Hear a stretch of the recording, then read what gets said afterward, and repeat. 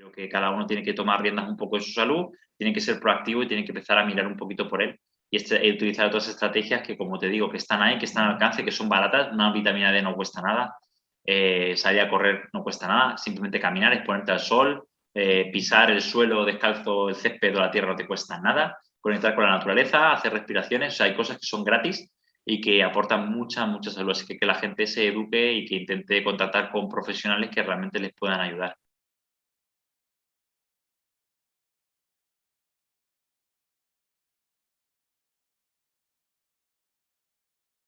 Buenos días, estamos hoy con Mario Redondo para tratar el tema del abordaje integrativo de los síntomas del cáncer y de los efectos secundarios que tiene la quimio, y esto se hace a través del ejercicio físico. Bueno, lo primero decirte, Mario, gracias por estar aquí. Yo te conocí gracias a María Puntí, que la hemos entrevistado y nos ha hablado maravillas de ti. Me habló de tu labor con los pacientes oncológicos. Entonces, ¿puedes contarnos, para quien no te conozca, en qué consiste tu carrera profesional y por qué decidiste orientarla a lo que haces hoy en día? Bueno, primero que nada, Celeste, darte las gracias, dar las gracias por la invitación. Y la idea es contar un poquito lo que has comentado, ¿no? De la importancia que tiene el ejercicio físico en paciente oncológico para, al final, yo siempre digo lo mismo, reducir efectos secundarios de la enfermedad de tratamiento, mejorar la calidad de vida y algo muy importante, que es aumentar la supervivencia. Y todo esto de la mano de la evidencia científica, que ya se ha demostrado, que luego hablaremos de cosillas. Entonces, yo soy licenciado en Ciencias del Deporte y fisioterapeuta, y empecé a raíz de un caso personal que me tocó tratar de una paciente de cáncer de mama metastásico, que yo fui, trabajaba a domicilio con un traumatólogo y fui porque tenía una osteosíntesis de cadera. Yo pensé que era un tema traumatológico, pero cuando llegué a su casa y cuando la conocí, realmente esa intervención fue porque ella tenía un cáncer de mama y tenía una metástasis, y para evitar una posible fractura. Entonces me empecé a encontrar un panorama y un cuadro que nada tenía que ver con la parte de traumatología, sino con una enfermedad que yo no conocía. Y a raíz de ahí empecé a leer, me empecé a formar y empecé a ayudarla en ese momento con el conocimiento que tenía lo mejor posible. Y fue cuando de alguna manera me di cuenta que el sector, ¿no? El paciente oncológico, y más teniendo en cuenta que es algo que es bastante, entre comillas, conocido, y que además hay una cantidad de enfermos de cáncer enorme. Y sin embargo, a nivel de ejercicio, a nivel de nutrición, a nivel de suplementación, a nivel de gestión del estrés, a esos niveles no están bien tratados, ni siquiera tienen unos servicios adecuados. Entonces dije, oye, aquí esta gente está dejada de la mano de Dios y hay que intentar ayudarla y aportar algo del campo que yo estudio, de lo que yo sé. En un principio no tenía muy claro hasta dónde podía llegar o qué era lo que podía o no hacer, pero a raíz de leer y coger experiencia te das cuenta que puedes hacer prácticamente de todo. O sea, que no es gente frágil, que no es gente que no deba, sino que debe entrenar, y que es gente que además el ejercicio es una necesidad para mejorar su salud y mantenerla, porque si no, al final, como hablaba con muchos oncólogos, el paciente termina teniendo complicaciones ya no solo de la enfermedad y efectos secundarios de los fármacos, sino del propio, vamos a decirlo sin que se malinterprete, dejadez, ¿no? De no comer de manera adecuada, de no suplementar, de no controlar ciertos biomarcadores y no de ejercitar. Y ahí al final empiezan a aparecer problemas que hablaremos, como osteoporosis, sarcodinapenia, inflamación y pérdida de calidad de vida, evidentemente. Ujú. Interesante. Al final estamos viendo que siempre se deriva esto de un caso personal. O sea, siempre el profesional de la salud ha experimentado en propias carnes, por lo que sea, una situación así, y luego la ha derivado a su labor profesional. Veo que también es un poco tu caso, ¿no? Que me dices que primero empezaste con una paciente de un caso personal.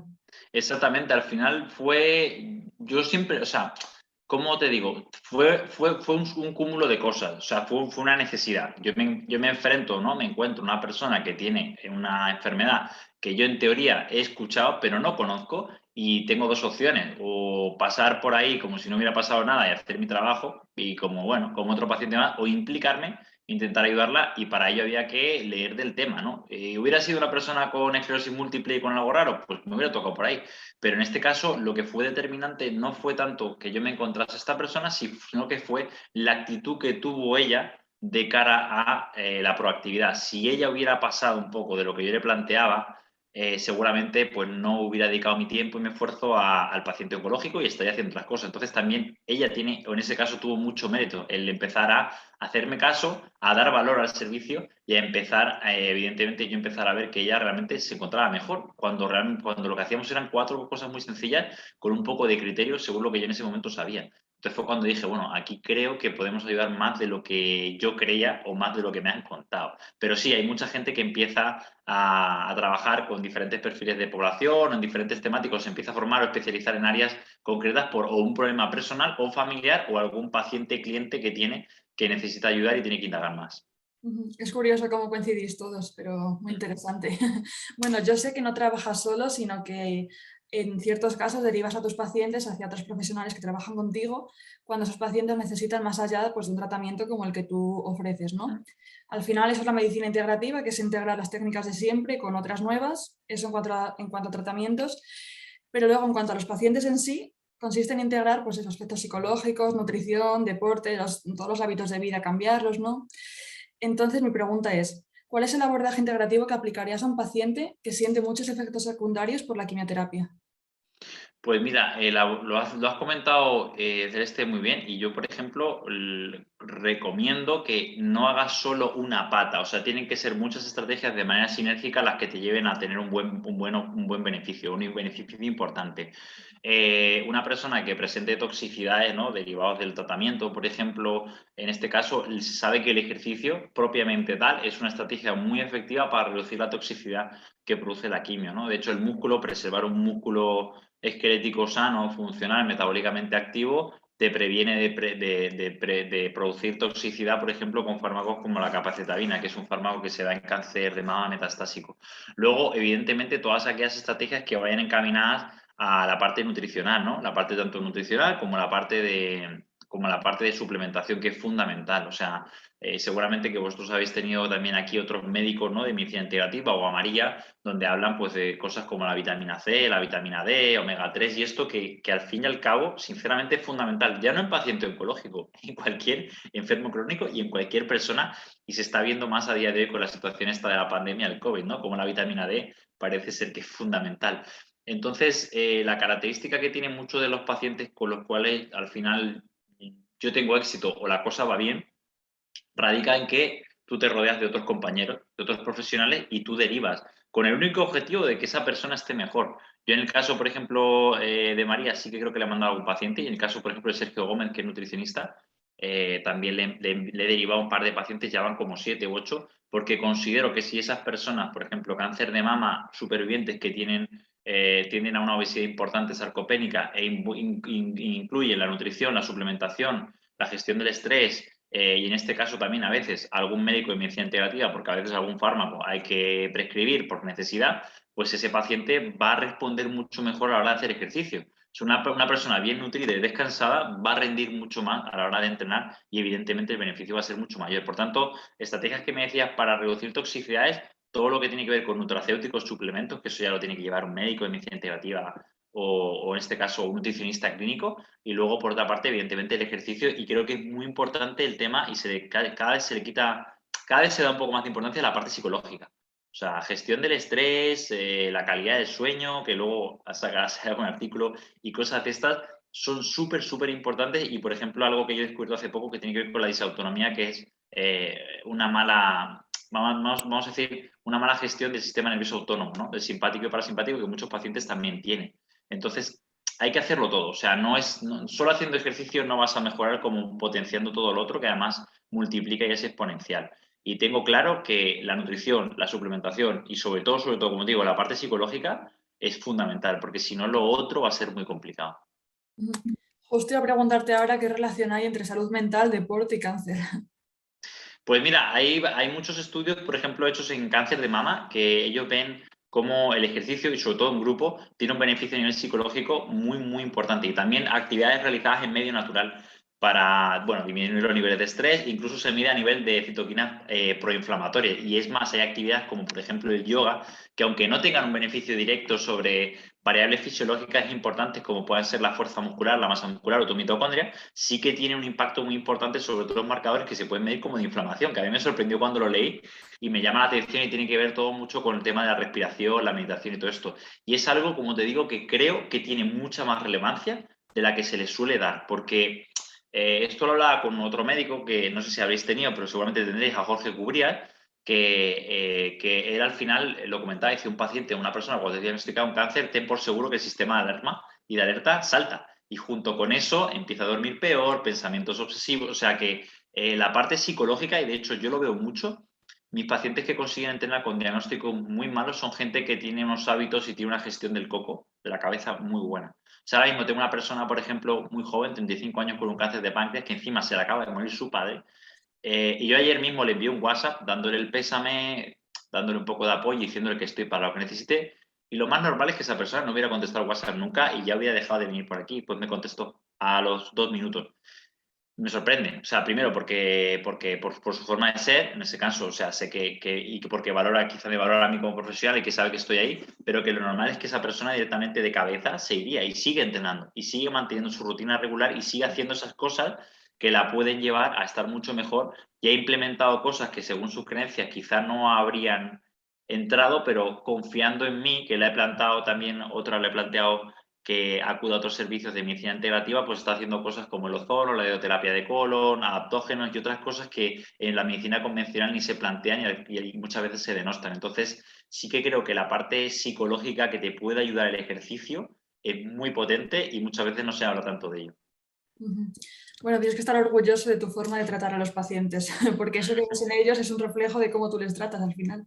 Sí, sí, al final, mira, muchas veces, Celeste, la gente dice qué empático, qué tal. Ya no te digo que empático o compasivo, sino simplemente que es parte de tu profesión. O sea, si tú trabajas con personas, te toca deberías estar implicado en la gran parte de ellos. No quiere decir que les llames todos los días o que les escribes todos los días o que te vas a tomar un café con ellos, pero si ellos, tú sabes que vas a tener un tag o que van a tener una quimio importante o que tiene un evento importante de su salud, pues qué menos que llamar, escribir, preguntar o saber cómo va todo. Creo que es un mínimo. Creo que hemos deshumanizado tanto la medicina que esto parece raro. Mm, estoy de acuerdo. Bueno, he leído en tu página web que uno de los problemas de la sanidad pública es que la sanidad cree que no existe evidencia científica, ¿no?, sobre los beneficios en el paciente que tiene el ejercicio físico a la hora de paliar estos síntomas. ¿Querrías compartir alguno de estos estudios? ¿Comentarlo un poco? Sí, bueno, hay varios, pero por ejemplo, cuando estábamos hablando un poco de cara al hueso, ¿no? Ujú. De cara al hueso, puedo compartir la pantalla, ¿verdad? En este Sí, caso. sí. De cara al hueso, por ejemplo, hay uno que me gusta mucho en cáncer de mama. Son dos, son una mujer premenopáusica y posmenopáusica, que es de Kerry Winterstone. Ahora voy a compartir pantalla, a ver si se puede ver. A ver, aquí está. Donde se habla un poco del beneficio, ahora se está bien, donde se Sí. habla un poquito de los beneficios que tiene el entrenamiento de fuerza para detener la pérdida de masa, en este caso muscular, y masa ósea, que es algo bastante problemático en la mujer superviviente de cáncer de mama. Sobre todo, pues, bueno, tanto perimenopáusico como posmenopáusico, que al final, como puedes ver aquí, bueno, el artículo yo siempre lo subrayo, hago mis comentarios, pongo en diferentes colores lo que considero que es más relevante, menos relevante. Al final, evidencia científica hay mucha, y de hecho en muchas guías clínicas, ¿no?, como las de la National Comprehensive Cancer Network, que son guías clínicas para cómo gestionar o manejar al paciente oncológico de diferentes perspectivas, tanto la fatiga como el dolor, como puede ser la calidad de vida, el hueso. Este tipo de estudios, este tipo de artículos al final, que muchos de ellos están publicados en revistas de alto impacto. En este caso, por ejemplo, es Breast Cancer Research Treatment, que es de una publicación del 2011, tiene otra del 2012, como digo, con mujer premenopáusica, y también tienes estudios en Nature, en Lance. Cada vez hay más evidencia. Y hay algo más importante, ya no solo la evidencia científica, que lamentablemente dentro de lo que cabe es manipulable, sino también la plausibilidad biológica. O sea, como decía un amigo mío, una persona, ¿no?, un paciente encamado, o sea, una persona que puede respirar, puede entrenar.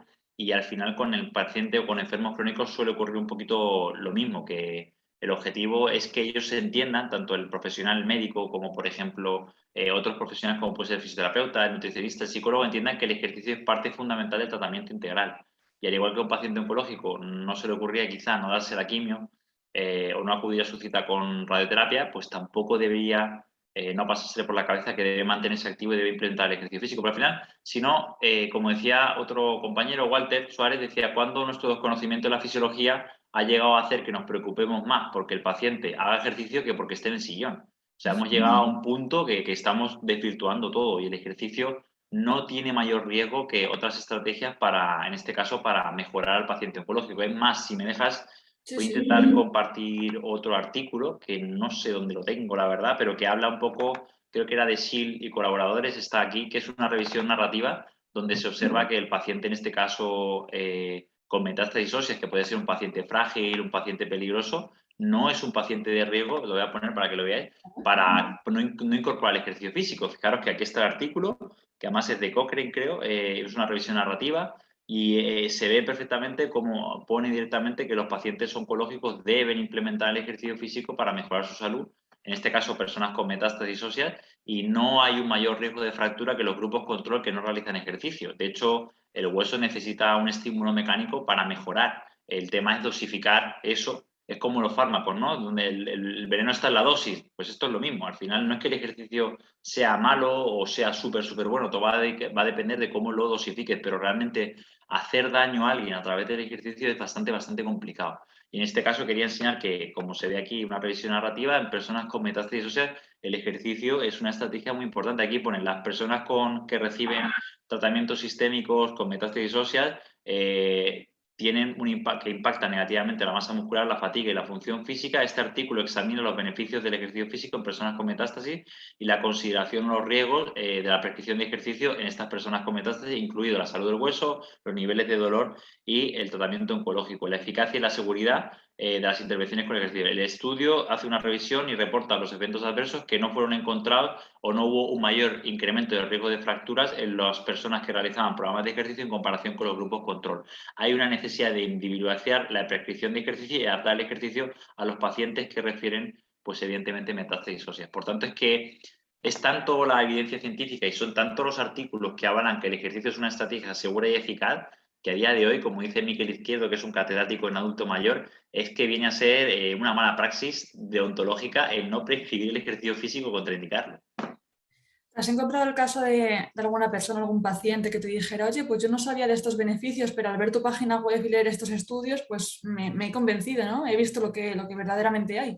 Sí, pasa mucho, o sea, quiero decir que nos pasa a nosotros como profesionales. Al final, yo cuando tuve mi primer contacto con esa persona con metástasis óseas, lo que me di cuenta era que yo sabía que el ejercicio era bueno en términos generales, pero no sabía si a este sector de la población le podía venir bien. Porque directamente porque lo desconocía. O sea, aunque yo tenga la base y sepa de ejercicio, al no tener en cuenta o no conocer la enfermedad y empezar a leer sobre cómo impacta el ejercicio sobre la enfermedad, te pueden surgir diferentes hipótesis negativas o prejuicios sobre, y además sobre todo fue infundadas en el desconocimiento tanto de la enfermedad como de la evidencia científica. Entonces sí que hay mucha gente que, aunque para ti sea evidente que el ejercicio es seguro y es eficaz después de todo lo que has leído, tu práctica clínica y todo lo que llevas trabajando, para muchísima gente el ejercicio no sabe todavía si es seguro o no. No sabe si aporta beneficios o no y no sabe cuál es el nivel de esos beneficios. Estamos hablando de que, por ejemplo, el hecho de ser sarcopénico, que es tener poca fuerza y masa muscular en el momento del diagnóstico, en casos de mujeres de cáncer de mama en estadios iniciales, que es el 90%, te pronostica o te determina si vas a tener un 41% más de riesgo de tener problemas o incluso de muerte, independientemente de tu edad, de tu sexo, estadio de la enfermedad. Entonces, imagínate si no es importante el hacer ejercicio. Es muy importante, puede determinar tu tratamiento y puede determinar incluso tu supervivencia. O sea, es que es determinante.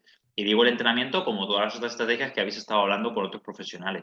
O sea que sí, es como yo lo que hago en mis redes sociales es vamos poniendo publicaciones y las publicaciones van un poco en función de el nivel de conciencia de cada sujeto. Hay gente que tiene un nivel de conciencia muy alto y conoce un montón de cosas y sabe de metales pesados y sabe de microbiota y demás. Y hay otros profesionales, vamos a decir, o otros clientes, otros pacientes que ni siquiera saben que comer bollería industrial es malo para tu salud. Entonces, claro, es que tienes un popurrí de gente. Lo bueno es que al haber cada vez más difusión, cada vez más redes sociales y más medios de comunicación y que la gente se está interesando más por su salud, te encuentras cada vez que hay más gente proactiva y más gente educada en el proceso, lo cual a nosotros nos lo facilita mucho. Y con personas mayores que tienen un nivel alto de dolor, ¿cómo haces para hacerles ver que tienen que hacer un poquito, aunque sea de ejercicio? Es complicado. Generalmente la gente mayor nos suele llamar el hijo o el familiar que está preocupado porque ve a su padre o su madre muy deteriorado, porque ve que no va bien, porque ve que cada vez pierde más peso, porque le va más torpe, porque tiene neuropatía y realmente es vamos a decir, la persona, el cuidador, el que se interesa o se preocupa por su padre, su madre, su hermano, lo que sea. Y en este caso es complicado porque el interés tiene que salir del propio sujeto. Entonces yo muchas veces me llaman o nos llaman y les comento un poquito cómo trabajamos, cómo podemos ayudar y lo que hacemos directamente es intentar hablar con ellos para decir, oye, tu padre está interesado, tu madre está interesada, tu hermana está interesada, tu hermana está interesada, porque realmente tiene que ser él interesado. Si no, por mucha voluntad que tú quieras poner, si él no está dispuesto, porque esto es por actividad, esto te tienes que levantar de la silla, tienes que hacer tus ejercicios, no va a funcionar. Y la gente que ha venido de manera proactiva, por ejemplo, el paciente más mayor que he tenido, que son 84 años, mejoró mucho en cuestión de 20 días con una rutina muy sencilla que era, digo, esto como cuando te lavas los dientes y cada vez que desayuno, comida y cena, lo haces antes de las comidas, como si fuera una pastilla. Y mejoró una barbaridad, pasó de no poder levantarse casi de la silla a subir escaleras y hacer su vida completamente de manera autónoma. Entonces, mi experiencia con gente mayor es muy buena. De hecho, cuanto peor estés, la capacidad de mejora es mucho mayor. Pero depende muchísimo del interés que tenga la persona, del interés y la educación que tenga la persona, si no es imposible. O sea, si no es muy, muy difícil. Al final tú no puedes ayudar a quien no quiere ser ayudado, tiene que salir de la persona. Vale. Tengo una duda así un poco, una curiosidad a nivel personal. ¿En algún momento estos beneficios llegan a tal nivel de mejora del sistema inmune que el cáncer acaba reduciéndose de alguna manera? Sí que hay evidencia científica, ¿vale? Pero como te digo, la evidencia científica hay que cogerla con pinzas, ¿vale? Porque no es lo mismo un estudio en modelo murino en ratones o en células in vitro que realizado en personas con su contexto y situación.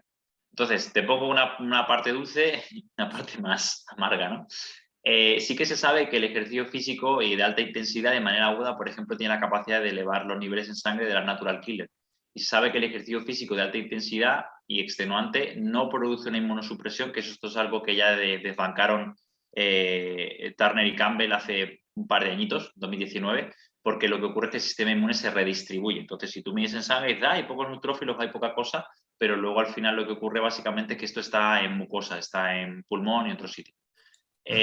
Lo que ocurre es que, por ejemplo, hay estudios, como en este caso en ratones, que está hecho por Bente Pedersen, en la revista Cell Metabolic, que es una revista bastante potente, que se observa perfectamente cómo los ratones que hacen ejercicio de manera voluntaria reducen su tumor en un 69%, si mal no recuerdo, que es una barbaridad, o un 60%. Pero lo que ocurre es que estos son ratones que no tienen alteraciones que tiene el paciente oncológico. O sea, un ratón que le inoculas un tumor es un ratón que no tiene fatiga, que no tiene sarcopenia, que no tiene un sistema inmune debilitado todavía y que no tiene problemas. Es simplemente tengo un tumor, pero mi cuerpo, el resto de organismo está completamente sano.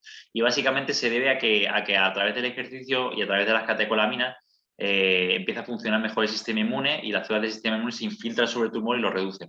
Ahora, ¿esto en humanos? Imposible. Sí que se sabe que las personas que tienen mayor cantidad de masa muscular y que hacen ejercicio tienen menores problemas de neutropenia o toxicidad a nivel del sistema inmune, y que el ejercicio fomenta un mejor funcionamiento del sistema inmune por diferentes mecanismos, pero de ahí a llegar a decir que el propio ejercicio tiene la capacidad de estimular el sistema inmune para erradicar la enfermedad, eso es imposible. Hay algún estudio donde se ve en pacientes de cáncer de pulmón de células pequeñas que los pacientes que reciben inmunoterapia con pembrolizumab, creo que era nivolumab, sí que tienen muchas mayores mejoras que los pacientes que no hacen ejercicio ni tienen tanta masa muscular. Pero como te digo, son datos sueltos y aislados. No hay ningún estudio que digas, oye, hemos visto que los pacientes que entrenan reducen el tumor en mucho mayor medida. Lo que pasa es que sí que es verdad que el ejercicio en general va a potenciar y va a mejorar tu funcionamiento del sistema inmune a todos los niveles y en diferentes grupos de líneas celulares. Entonces sí que es importante realizar ejercicio para mantener un buen sistema cardiorrespiratorio, musculoesquelético, metabólico y evidentemente inmune. Y bueno, aparte que eso es la integración de ejercicio físico y todo lo demás que hemos dicho, ¿no? Pero tenía la curiosidad de por si podía ser. Sí. Bueno, quería saber si, por ejemplo, a un paciente le dicen, oye, en 15 días tienes que empezar quimio, ¿hay alguna manera de que recurran a ti o a cualquier otro profesional de la salud y con ejercicio y demás técnicas haya una prevención de esos síntomas o de esos efectos secundarios de la quimio? O sea, puede haber una prevención, porque prevención es un término muy importante en medicina integrativa. Sí. De hecho hay un concepto en ejercicio y bueno, viene de, si mal no recuerdo, la traumatología convencional, que es la prehabilitación. ¿Qué quiere decir esto? Quiere decir que tú ya tienes un diagnóstico y tienes una serie de tratamientos que te van a que vas a recibir. Y estos tratamientos o estos eventos van a ocurrir no mañana ni pasado, sino dentro de un mes, dentro de 2 meses o incluso de cara a un trasplante, por ejemplo, en un cáncer hematológico, igual 4 meses. Y sí que es verdad que prepararte para ese evento va a hacer que salgas mucho más exitoso. Y de hecho hay un par de gráficas en los estudios que se ve como si tú mejoras a través de la nutrición, ¿no? Tiene que ser le llaman una intervención multimodal, que no deja de ser integrativa. donde tú trabajas todos los aspectos, consigues que esa persona, si este es su punto de partida, ¿vale?, mejore para cuando tenga ese evento de cirugía a la hora de perder función, por ejemplo, muscular o perder capacidad cardiovascular o perder hueso, la pérdida no sea desde el punto que estabas antes, sino que sea desde un punto mayor. Por tanto, nunca entras en ese umbral de dependencia. Entonces, sí que yo lo he hecho con 2 pacientes de cáncer de colon previo a su cirugía, hacer ese programa de prehabilitación que decir, oye, tenemos 3 semanitas, vamos a hacer 3 entrenos por semana, te lo pauto, uno aquí en el centro con nosotros, otros 2 por tu cuenta y tal, y vamos a intentar mejorar lo máximo posible para que cuando llegues a esa cirugía de colon estés el menor tiempo posible encamado, tengas la menor cantidad de medicación que te puedan dar, salgas mucho mejor de fuerza, tengas mayor independencia, tu sistema inmune esté mejor, se hayan atrofiado menos tus piernas, etcétera, etcétera, etcétera. Y sí que es verdad que para mí más vale prevenir que curar, y la prevención hay que hacerla siempre, siempre, siempre, y la rehabilitación que llamo, que básicamente es intentar mejorar de cara al evento que sea. Y de hecho, por ejemplo, durante el proceso, en este caso, de quimio, de radio, hay muchas estrategias que se pueden utilizar para prepararte para esos eventos. Ejemplo, el ayuno, ¿no? Que ya hablará algún otro profesional del tema nutricional. Entonces, son cosas que a mí me sorprende que sean tan importantes cuando las lees y que cuando las trabajas con pacientes ellos se den cuenta que son tan relevantes y los sistemas que al final se basan en protocolos no se utilicen. O sea, yo me acuerdo como Jorge Cubrián nos comentaba que si, por ejemplo, al final había pacientes que recibían vitamina C, el índice de sepsis o de infecciones era muchísimo menor. Era de un 46% menor, esos pacientes evolucionaban de una manera mucho menos torpe. Entonces, son cosas sencillas que se pueden implantar en protocolo o el ozono que no darían ningún problema. Entonces, son cosas que no entiendo por qué eso se instauran cuando realmente son muy eficientes, y seguramente tú que estás haciendo entrevistas con otros compañeros te estás dando cuenta de la cantidad de cosas que se pueden hacer y que no se hacen, o por desconocimiento o porque directamente la persona que coordina o lleva eso no lo ve viable, no lo ve factible. Sí, te lo preguntaba porque eso, en medicina integrativa se trata la enfermedad o la patología una vez que aparece, pero la idea principal es la prevención, o sea, intentar evitar que aparezca, pues eso, modificando tus hábitos de vida, ¿no? Claro, eso es, eso es. De hecho, muchas veces el problema que hay, que yo me lo he encontrado, que hay gente que se estresa y tal, radica en el screening. Quiero decir que a mí me ha pasado con alguna paciente, dice, ¿cómo es posible que yo haya tenido mi mamografía, mi citología y haya tenido todas mis pruebas complementarias hace un mes, y ahora que tengo signos y síntomas y voy a urgencias, tengo un tumor, tengo un cáncer? ¿Cómo es posible, no? Y hay gente que le pasa, o sea, al final, para mí la prevención no radica en hacerte muchas pruebas complementarias. La prevención radica en tomar un poco las riendas de tu salud y tomar aquellas acciones e iniciativas que saben que van a prevenir. Entonces, tú no ganas nada haciéndote mamografías todos los años. Lo que tienes que hacer es qué estrategias te permiten a ti prevenir que esa mamografía dé la cara de que hay algo. Porque a veces no da la cara y a veces hay o falsos positivos o falsos negativos, y no pocos. Entonces, yo creo que es mucho más importante centrarte en aquellas estrategias que te puedan permitir mejorar tu salud que centrarte en pruebas complementarias para diagnosticar el qué. Y otra cosa que es importante, ¿de qué te sirve diagnosticar algo que no sabes tratar? Entonces, es una cosa bastante importante. Esto lo decía Miquel Izquierdo con el síndrome de fragilidad del adulto mayor. Decía, ¿de qué te sirve diagnosticar tú como médico una sarcopenia o una fragilidad si no se la sabes tratar? Si te la trata el fisioterapeuta o el licenciado en ciencias del deporte, pues esto es lo mismo. Y al final, yo lo que intento con los pacientes es que, de hecho, me ha pasado esta última semana cosas curiosas. Gente que de repente desaparece hace 2 años y vuelve porque tiene la densitometría peor o tiene un evento de salud peor. Y es como si hubieras durante estos 2 años haber hecho cosas para estar mejor, quizá no vendrías conmigo o estarías todavía conmigo, pero con un 9% más de hueso o un 12% más de hueso, o sin haber tenido una recurrencia de la enfermedad. Entonces, yo creo que sí que hay que intentar concienciar de que la enfermedad es compleja y de que todo lo que esté en tu mano de manera proactiva deberías intentar hacer. Ujú. Bueno, yo no tengo más preguntas, ya te hemos robado mucho tiempo, gracias por haber estado aquí. Quisiera dejarte un espacio por si quieres comentar algo. No, pero nada, hacer daros las gracias por este tipo de entrevistas. Yo espero que la información pues a la gente le sirva, que los beneficios que tiene el ejercicio y el resto de terapias que a veces se denostan, ¿no?, por la ciencia convencional, la industria farmacéutica, pues es muy importante, puede ser determinante en tu salud, es una realidad. Va a aportar una cosa que no aporta prácticamente nada, que es calidad de vida. O sea, el mejorar tu calidad de sueño, elevar tus niveles de fuerza y mejorar otra serie de cosas no te lo da nada. Lo único que mejora la función es el ejercicio, no hay ningún suplemento fármaco que lo haga. Y que invito a la gente a que, sobre todo, que se eduque, ¿vale? Que esto es un proceso que nunca se termina de aprender y que hay que educarse porque hay una cantidad de estrategias para ser proactivo y para resolver tus problemas de salud que la gente no es consciente. De hecho, nos han educado un poco en un aspecto pasivo, voy a consultar al médico, escucho, tomo una pastilla, y Sí. creo que eso tiene que cambiar. Creo que cada uno tiene que tomar riendas un poco de su salud, tiene que ser proactivo y tiene que empezar a mirar un poquito por él y utilizar otras estrategias que, como te digo, que están ahí, que están al alcance, que son baratas. Una vitamina D no cuesta nada, salir a correr no cuesta nada, simplemente caminar, exponerte al sol, pisar el suelo descalzo, el césped o la tierra no te cuesta nada, conectar con la naturaleza, hacer respiraciones. O sea, hay cosas que son gratis y que aportan mucha, mucha salud. Así que la gente se eduque y que intente contactar con profesionales que realmente les puedan ayudar. Bueno, pues queda guardado tu mensaje, a ver si se lleva a cabo. Muchas gracias por haber estado aquí. Hasta pronto. Nada, muchas gracias, Celeste.